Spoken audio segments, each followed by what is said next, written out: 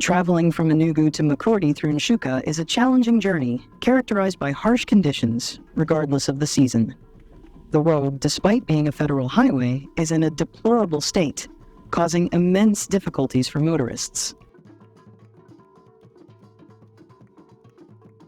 During the rainy season, the road is often flooded, making it nearly impassable.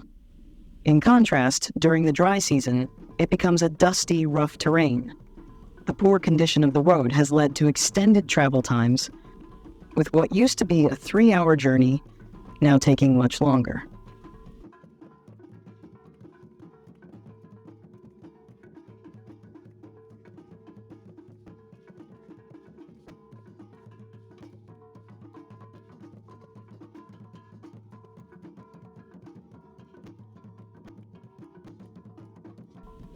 Some sections of the road are so bad that motorists have to divert through alternative routes to avoid them, further inconveniencing travelers and cutting off access to certain communities.